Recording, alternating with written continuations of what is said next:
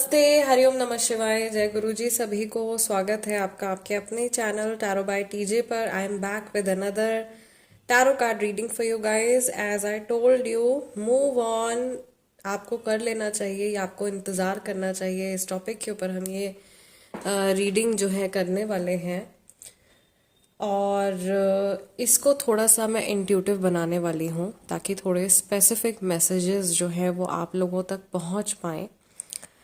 सो 2 sets मैं आप लोगों के लिए बनाऊंगी और आपको आपके सामने ही बनाऊंगी basically, and you have to choose अपनी इंट्यूजन के हिसाब से। फिलहाल पुरानी एनर्जी हम यहाँ से रिमूव कर रहे हैं। आपको क्या करना है, थोड़ी सी डीप ब्रीदिंग कीजिए, अपने माइंड को रिलैक्स कर लीजिए। अगर आपके आसपास में लोग हैं तो थोड़ा सा आप किसी शांति वाली जगह पर चले जाइए, ओके। और जो आपकी सिचुएशन चल रही है उसके बारे में सोचिए और ईश्वर से प्रे कीजिए। जिनमें भी आप मानते हैं उनसे प्रेयर कीजिए, उनसे बोलिए कि आपको सही गाइडेंस तक पहुंचाएं, ठीक है। तो 2 सेट हम यहाँ पे बनाएंगे।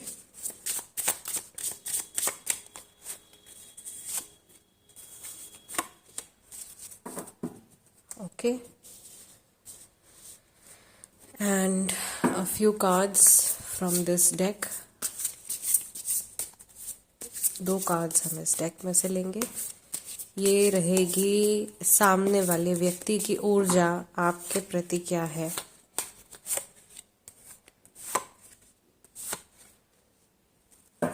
May Lord Shiva guide and protect all of us throughout this session। क्या आप लोगों को मूव ऑन करना चाहिए,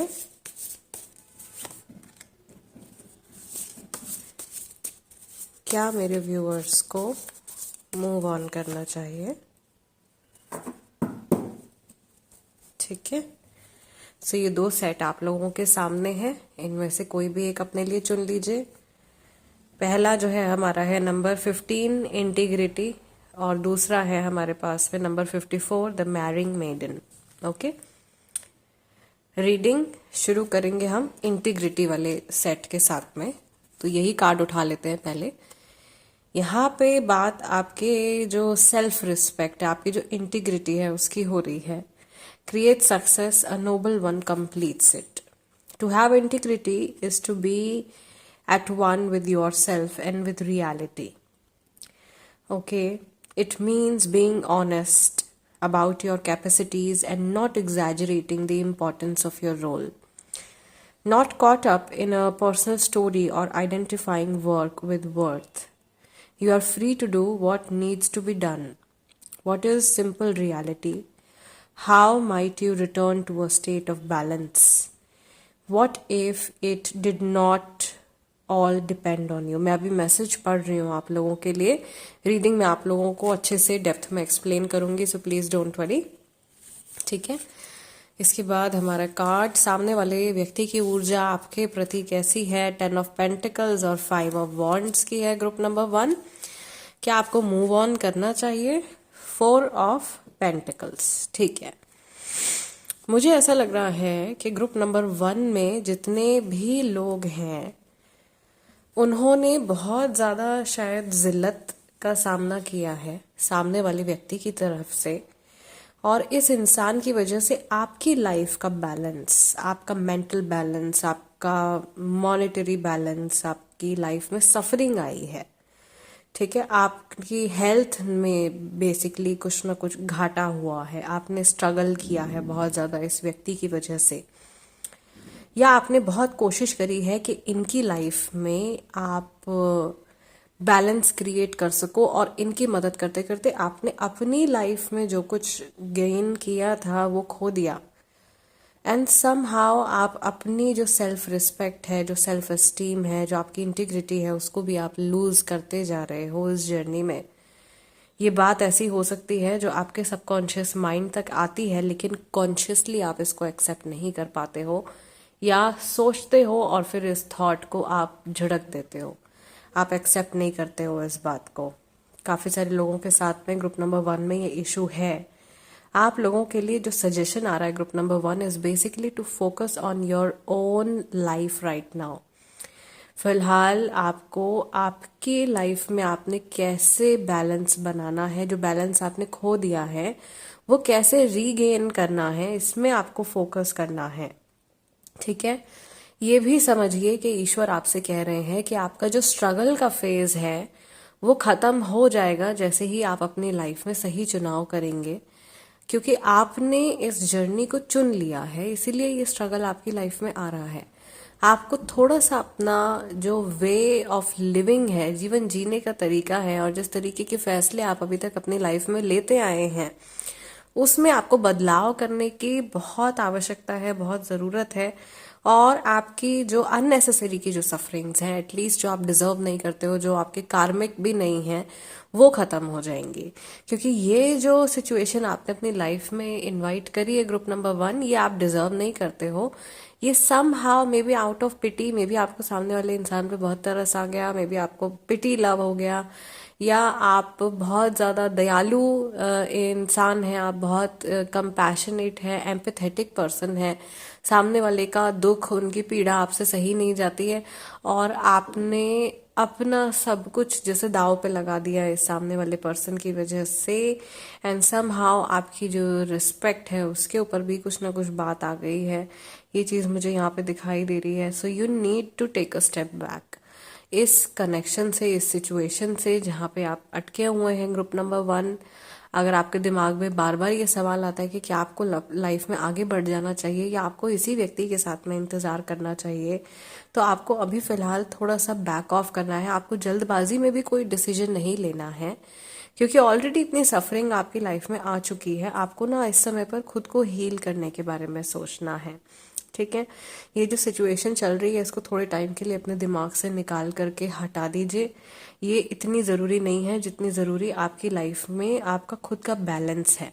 राइट, अगर आपका करियर, आपकी हेल्थ, आपकी फैमिली सब कुछ सफ़र कर रहा है और सिर्फ एक चीज़ जो है उसकी टेंशन की वजह से ही सब कुछ हो रहा है, तो it's better to let it go at least for some time. कुछ समय के लिए आपको इस सिचुएशन को लेट गो करना है, इस सिचुएशन को अपने दिल दिमाग से हटाने की कोशिश करनी है।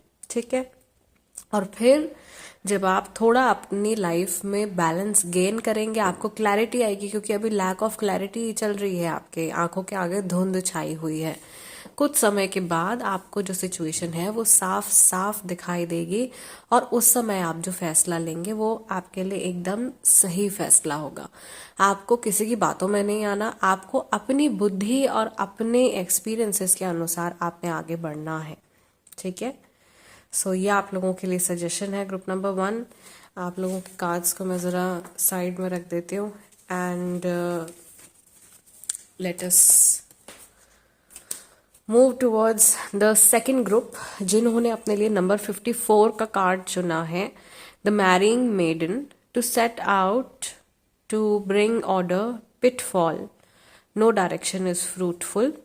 ओके, मैं पहले आप लोगों के लिए ना मैसेजेस पढ़ रही हूँ, उसके बाद मैं अच्छे से आपको डिटेल में रीडिंग एक्सप्लेन करूंगी। जो सुनना चाहते हैं सुन सकते हैं, अगर आप स्किप करना चाहते हो ये पार्ट आप स्किप कर सकते हो।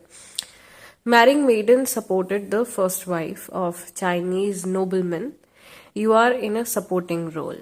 आप किसी तरीके के सपोर्टिंग रोल में हो ग्रुप नंबर 2।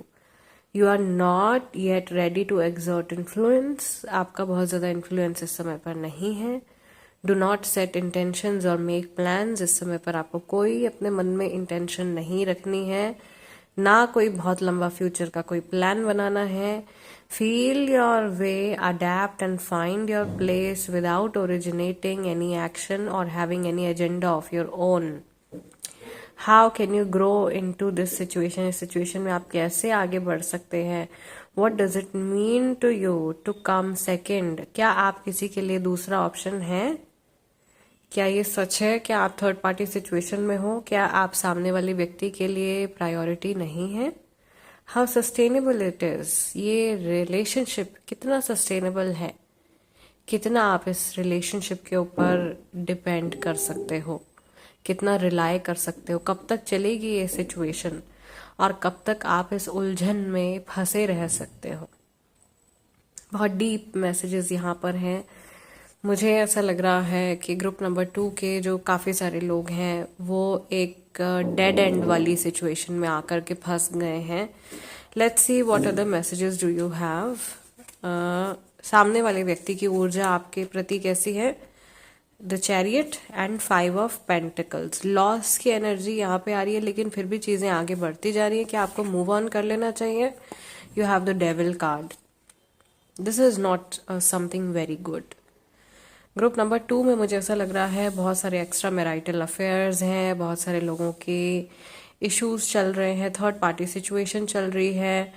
किसी का बहुत हैवी इन्फ्लुएंस आपके पर्सन के ऊपर है और ये अच्छी एनर्जी नहीं है। जिस दिशा में आप लोगों की गाड़ी चलती जा रही है ये डायरेक्शन फ्रूटफुल नहीं है। आपको रुकना है, आपको अपना जो डायरेक्शन है उसको बदलने की ज़रूरत है। मे बी आपको मूव ऑन करने की ज़रूरत है। आपके लिए स्ट्रिक्ट और एकदम सीधा आंसर आ रहा है। स्पेशली अगर आप किसी के लिए उनकी सेकंड चॉइस है, आपको समझ में आ रहा है कि आप उस इंसान की प्रायोरिटी नहीं हो। जितनी कदर, जितनी वैल्यू, जितना प्रेम आप सामने वाले व्यक्ति को ऑफर कर रहे हैं वो आपको रिटर्न में नहीं मिल रहा है। ओके, या एक रिटर्न ना भी मिले तो एक एक्नॉलेजमेंट भी अगर नहीं है, अगर सामने वाले पर्सन की लाइफ में आपकी कोई जगह नहीं है और आप अपना प्रेम, अपना अपना समय, अपनी एनर्जी लुटाते जा रहे हो, then there is no point इस रास्ते पर चलने में। आपको लॉस ही होगा, लॉन्ग टर्म में आपको घाटा होगा। तो यहाँ पे आपको बैक ऑफ कर लेना आप लोगों के लिए बेटर रहेगा। पिटफॉल, अचानक से कोई झटका आपको लग सकता है। अभी से अपने कर्म को, अपने डिसीजंस को सुधारने की कोशिश कीजिए। थोड़ा सा एक स्ट्रगलिंग टाइम जो है वो अगले 5 हफ्ते के अंदर शायद आ सकता है आप लोगों के लिए। तो ये समय में, और ये मुश्किल होगा क्योंकि जब भी हम किसी से दिल से जुड़े होते हैं, किसी पर्सन से, और हमसे कहा जाता है कि भाई आपको मूव ऑन करना है, तो वो ऐसा हो जाता है जैसे किसी ने आपको मतलब पुश कर दिया, भाई बहुत मुश्किल है, ये तो पॉसिबल ही नहीं है। लेकिन आप अपनी क्षमताओं के बारे में नहीं जानते हैं। और शायद ग्रुप नंबर 1 में भी एक तरीके से ये मैसेज आ रहा था। और maybe this is the month, नवंबर का महीना जो है वो हमको ये सिखाने आया है कि हमारी जो इमोशनल इंडिपेंडेंस है वो बहुत ज़्यादा ज़रूरी है। ओके, बहुत ज़्यादा ज़रूरी है। अगर आप इमोशनली इंडिपेंडेंट नहीं हो, देन आप बार बार लोगों के ऊपर अपनी खुशी के लिए जिम्मेदार उनको ठहराओगे। और अगर सामने वाला व्यक्ति आपको खुश ना कर पाए तो आप अपसेट हो जाओगे। आपकी खुशी जो है वो पूरी तरीके से सामने वाले व्यक्ति के ऊपर डिपेंडेंट हो जाएगी। ये खुशी आपने अपने अंदर ढूंढनी है। ये समझना है कि आप खुद में कैसे खुश रह सकते हैं। ये पावर आपके पास में होनी चाहिए, और है भी, कुदरती तौर पे हमको दी गई है, लेकिन हम इसको भूल जाते हैं। ये ईश्वर का ऐसा अनमोल तोहफा है जो हमको दिया गया है, लेकिन हम इसको रियलाइज नहीं कर पाते हैं। ठीक है, रिश्ते आपकी ताकत होनी चाहिए, आपकी कमजोरी नहीं होनी चाहिए। आप जिनसे प्यार करते हैं वो इंसान ऐसा होना चाहिए कि वो आपके प्यार को, आपकी रिस्पेक्ट को और आपकी जो प्रेजेंस है उनकी लाइफ में उसको वो डिजर्व भी करें। ऐसे ही नहीं आप अपनी तिजोरी में से निकाल करके अपने जो प्रेशियस आइटम्स हैं, ज्वेलरी है, पैसा है, आप ऐसे ही तो नहीं किसी को दे देते हो ना। सो यू सी कि सामने वाला इंसान जो है वो उस काबिल है या नहीं है।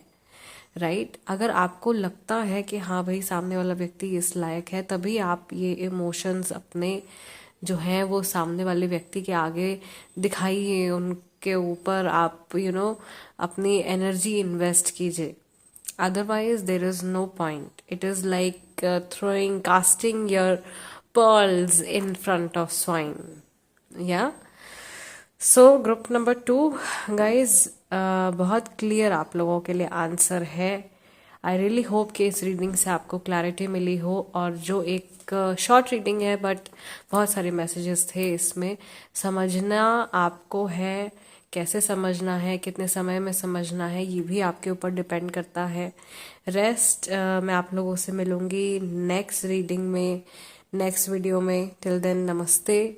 जाते जाते वीडियो को लाइक दे दीजिएगा, दैट इज एनर्जी एक्सचेंज। नए हैं तो सब्सक्राइब कर लीजिए। हरि ओम नमः शिवाय। जय गुरु जी।